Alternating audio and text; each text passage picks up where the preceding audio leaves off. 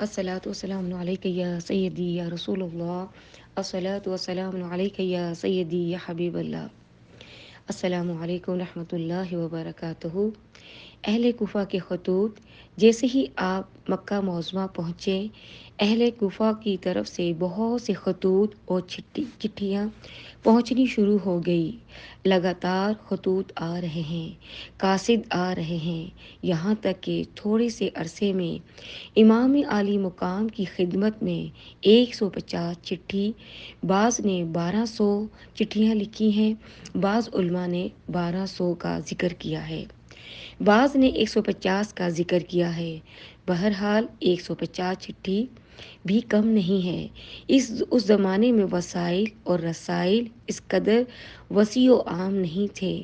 لوگ خطوط بھیجتے تھے قاصدوں کے ذریعے۔ قاصد اونٹ گھوڑوں پر پیدل چل کر جاتے تھے۔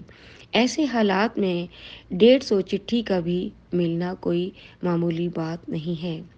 150 چٹھی امام عالی مقام کے پاس پہنچی۔ ان چٹھیوں کے مضامین بھی کچھ عجیب و غریب قسم کے تھے۔ خطوط کے مضامین: اے امام حسین علیہ السلام، ہم آپ کے باپ علی مرتضیٰ کے ماننے والے ہیں، ہم محبان علی ہیں، ہم محبان اہل بیت ہیں۔ ہم نے امیر معاویہ کو نہیں مانا تھا، اس کے نالائق بیٹے یزید کو مانے۔ امیر المومنین امام حسن اور آپ کے والد علی مرتضیٰ کے ماننے والے ہیں۔ امام، ہم نے آپ کے ہاتھ میں بیعت کرنی ہے۔ ہم آپ کو خلیفہ اور امام مانتے ہیں، ہم یزید کو اپنا امام اور خلیفہ نہیں مانتے۔ ہم تو صرف آپ کو امام اور خلیفہ مانتے ہیں۔ آپ مہربانی کر کے کوفہ تشریف لائیں، ہم آپ کی بیعت کریں گے، آپ کو ہم اپنا خلیفہ تسلیم کریں گے اور آپ پر ہم اپنی جان قربان کر دیں گے۔ آپ کی رہنمائی میں زندگی کے دن گزار دیں گے۔ آپ تشریف لائیں، ہماری دستگیری فرمائیں اور ہمیں اپنی صحبت میں رکھ کر فیض و برکات سے مستفید فرمائیں۔ تمام قبیلوں خاندانوں کی طرف سے چٹھیاں امام عالی مقام کو پہنچی۔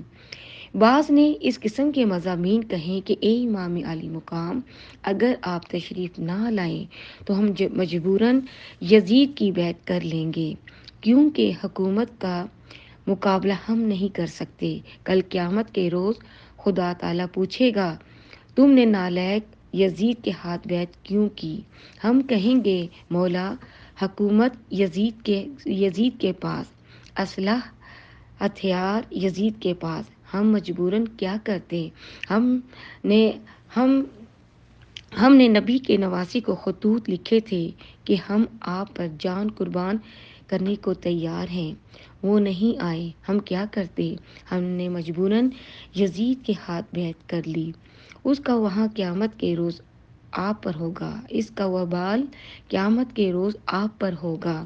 امام عالی مقام سوچنے پر مجبور ہو گئے، اپنے ساتھیوں سے مشورہ کیا تو پھر آپ نے اپنے چچا زاد بھائی مسلم بن عقیل کو اپنا نائب بنا کر اہل کوفہ بھیجنے کا فیصلہ کیا کہ وہ پہلے وہاں کے حالات دریافت کر آئے۔ اگر حالات بہتر ہوں گے تو ہم امام مسلم کے خط آنے پر اہل کوفہ ہم بھی چلے جائیں گے، اگرچہ حالات خراب رہیں تو مسلم تم آپس میں آ جانا۔